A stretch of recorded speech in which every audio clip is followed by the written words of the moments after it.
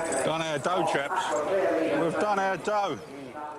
Welcome back to Odds. Well, week 23 is behind us, and that was not what I was expecting. I thought it would be a return to normality, a steady, either a small profit of $10 or a small loss of $10 or something around a return of around 40. But no, it was one of the worst weeks ever. Nowhere near it in Melbourne, Sydney far away, and Ascot not really much better. So it was a return of $12.23. Appalling stuff from me. So that really dents the overall profit. We were sort of up around $170 on the racing, but with losing 37, that brings us down to a overall dollar profit of 130. Roughly that percentage is around 11.7%. On the sport, it's hovering around, well, it's been static at 13.7 for ages because the footy season's ended. And overall, it's exactly a 12% return, which got me thinking, what can we compare that to in the meantime? And it's appropriate because week 24 is coming up, so it's basically a 6 month, exactly 6 months that we've been doing this. And I mean, interest rates are around 5%. The ASX 200 has returned 6.75% in that time. So almost doubling that. Not too bad, even though we're up around 30% profit rate. It's been dwindling and sliding ever since. So with no lack of enthusiasm, let's get back into week 24. Again, it's going to be a bit of a split week because Melbourne is sort of heading to the Country Cup, so it's Cranbourne Cup Day. Sydney, it's off to Kembla Grange for the Gong, and in Ascot, their carnival's heating up. The Railway Group 1 is on. There's group racing in Brisbane. It was just too much, so I had to narrow it down and cut some races back, and we're just dipping around here and there. So starting off at Cranbourne, jumping straight ahead to race 5, it's going to be a bit... it won't be covering every race this week, and probably for good measure. So race on the Cranbourne's over the 1,000, a 3-year-old 70 grade.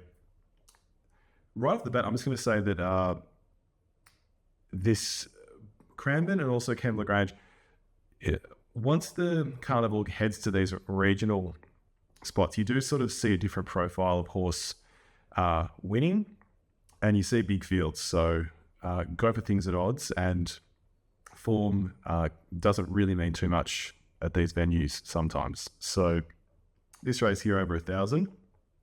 Jewel Bay, number 8, I'm going to zero in on straight away. Placed both times at the track. Really good place getting strike rate, and I like that it's only 3 runs in sort of set here. A lot of these horses have been up for a long time. I'm looking at you, Harry Got Styles. I'm looking at you, Fission. They're just, there's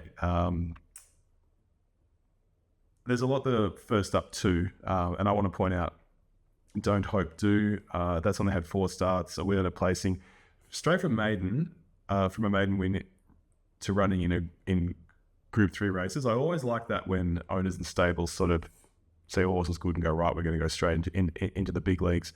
And then they don't really run so well, and then they drop back to races like this, and they're at $17. So definitely consider that.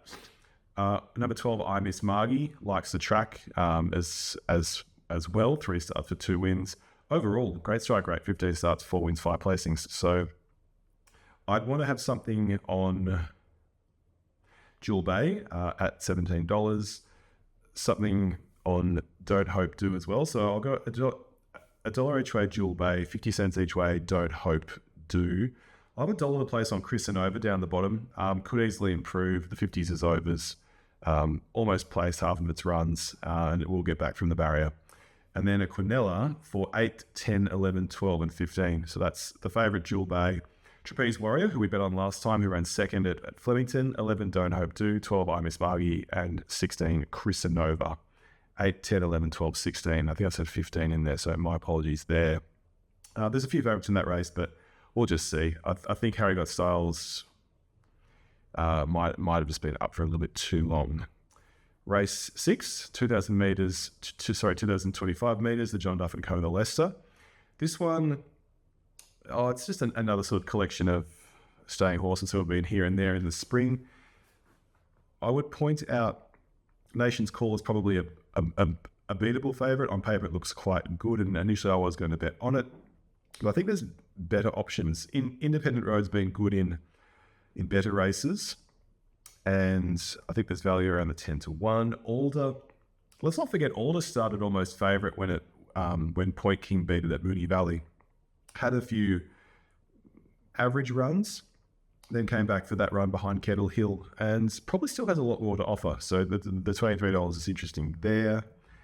Thorin down a bit further down, number 8, running from barrier 2. Quite capable, up to the right distance. The $20 is value. So for me, $1 each way Independent Road, $1 each way Alder, $1 the place Thorin, and a Quinella for 1, 2, 4, 8, and 11. So that's Independent Road, Alder, Nation's Call, Thorin, and Commando Drift. Feel like it's just got a bit under the radar. The runs haven't been too bad. So we'll go with those. We'll leave our Duke of Condicote. That could easily run well. It's a race with a lot of value. Interlinked could easily improve. Same for Aquatiri, CS7. It's a race I would definitely have something on some outsiders just to avail yourself of the value. Race 7 is a skip. Race 8's pretty cool. The Ladbrokes Meteorite, 1,200 metres. We get to see Arkansas Kid and Barraquil backing up after some good spring runs. I wrote off Barraquil last start, the start before. I thought it was probably had too many runs in the prep, and just kept on delivering. And I mean, last time a 2.2 length, 6th behind Sunshine in Paris. Amazing horse, just keeps on digging. And this is not a strong field the same way that it's run last time was, but you just don't know when horses have sort of hit the wall. So you can look at things like Cloudland, beat nothing last time. Robrick, it ran a place. It's true, but is it going to back it up? Who dares? It's sort of more of a Moonee Valley nighttime sort of crowd. So Ray Magnerio, he did get the win last time, but he doesn't win that often. So I'd love to see him do it again. I'm just not sure that he will. Although the 650 is quite good value. He probably should be more around $4.50. I'd probably go something for the win on Barraquil and try and get a bonus bet back. It's a pretty safe sort of scenario. I'd go Spacewalk for the place. It's sort of been, its runs this prep have been in races. Maybe it hasn't suited each time with like barriers or track conditions. He's just a good horse, and $18 and $4.40 for the place. I'd have $1 the place on him in this sort of quality of field. And Arkansas Kid probably shouldn't be $8, but barrier 13, 59 kilos is probably why. So I'm going to stick with the top weights and do Quinella, 1, 2, 3, 4. Trifecta, 1, 2, 3, 4. Pretty easy. Moving on, Cranbourne Cup, race 9. This one's cool. A lot of them are out of form. It's a Wild Night is the favourite. Coming off 2 open grade wins in New Zealand, but that's not... It won't be easy to translate that straight across. Tracks never run at. $4.80 seems a bit too short for me. Against pretty good horses. I mean, Pinstripe's been duking it out with Mr. Brightside recently. You can't deny the class drop here. Barrier 1's pretty perfect. $8 is really good value. So quite keen on Pinstriped. There's a lot here that you just don't know how well they're travelling. Uncle Bryn and Nugget, Banker's Choice, running at better races, and it's just hard to really line up. Globe's been running well, probably set for this the most out of these. Cadmus has got a great second up record at 25-1. Dashing's quite capable at 33-1 down the field. I wouldn't go too hard on It's a Wild Night. I'm going to leave it out. I'll have something on 50 cents to win, $1 the place on Cadmus, $1 the win Pinstriped, and $1 the place Dashing. And bonus bets back where you can. I'll do a Quinella for 1 Pinstriped, 11 Globe, 13 Cadmus, and 16 Dashing. And then a trifecta, I'll do, to get a bit of a high percentage, we'll do Pinstriped and Dashing as roving bankers, and then we'll throw in a few to rove. So 3 Uncle Bryn at 33s, 8 Air Assault at 10-1, 11 Globe, as mentioned, 12 Earlswood, just for a bit of fun, and 13 Cadmus. So we'll do that. And then Cranbourne race 10, this one's quite good to value as well. O2 Good is a huge favourite, $1.55. Its runs have been good, but barrier 10's not ideal. Coming up against some pretty capable horses. I think that there's value in Capricorn Star, number 12, at $23, and Pure Grunt. He was really good in the last prep, running over 1,500, 1,600, then Getting up to the 2,000 to 2,400, really close up. I think he's quite capable and could run a place here at good odds. So I'd be doing those. I'd be doing Quinella for 8, 11 and 12, as mentioned. And then a trifecta for the same. 8, the favourite, 11 and 12. And then the same for second, and then field for third, just for something to try and capture that and get something running into third. I'm going right ahead to Kembla Grange. So starting here in race 2, they're big fields. It's probably going to be a wet track. I'd like to have something on Bully for You, number 15, for the place. It's currently $9 for the place, just because it likes a wet track. I went through the field. There weren't too many that were like super loved it on the slow, so that's just a bit of a value, a small value play there. And also Quinella for 2, 3, 6, 9 and 15. So that's Miss Hades, Cash Me, which is 20 to 1. Direct Fire, very good, 10 to 1, barrier 17. 9 Los Padres and 15 Bully for You. Race 3. Our Tishka has been in good form, number 6. That's currently paying 23 from barrier 6. Pisanello, pretty strong favourite. Barrier 1 is good. I would stick to having something for the win on Pisanello and then something for the place on Otishka. So $1 for each of those. And then a Quinella for 4, 6 and 13. So the favourite Pisanello, Otishka number 6 and Angel Fund. And then we'll jump straight from race 3 to race 7. This one is an 88 grade race. Just wanted to have something on Unique Ambition. 3 runs in, perfectly drawn, lightweight, 10 to 1. Looks really good. Rock Empire for Gabe Waterhouse and Adrian Bott is probably, you could equally go. But I'll do each way on those. $1 each way on Unique Ambition, $1 the win on Rock Empire. And then a trifecta, those as roaming bankers, 15 and 16 with the field, just to maybe get something at big odds to Rove. Quite conceivable they'd run a 1 and 2 or 1 and 3. And the favourites, it's a pretty open race, so let's see. Race 8 is the Gong. This one's cool, a lot of value. It looks like a few of these are backing up from that big race in Sydney a few weeks ago, the Lake Forest one. In terms of wet tracks, I would be going value for Osipenko for the place and Lock Eagle. So Osipenko is currently 30s and Lock Eagle's 50s. The form looks, terrible on paper, but I wouldn't read into it too much. So we'll go $1 the place Osipenko, $1 the place Lock Eagle, and then $1 each way Poison Chalice. Barrier 1, 3 runs in, 20 to 1. Looks really set for it. I wouldn't have normally taken a provincial horse going up there to a place like Kembla Grange, but I think the values is too much to overlook.